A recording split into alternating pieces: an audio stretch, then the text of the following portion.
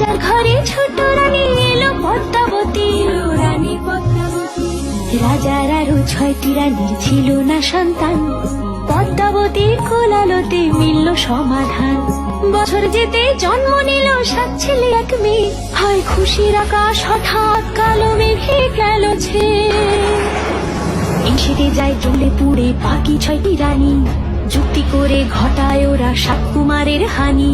সুযোগ মতো 7 ছেলেকে মাটিতে দেয় পুঁতে, বাঁচে একা পারুল ওরা পায় না তাকে ছুতে। ধাইমা বাঁচায় সেই মেয়েকে বড় করে তোলে, 7 ভাইকে পায় যে পারুল 7টে চাপা ফুলে। এত কিছুর পরেও রাজার বিপদ যে কাটে না, সূর্য নগরে সুখের সূর্য আর ওঠে না।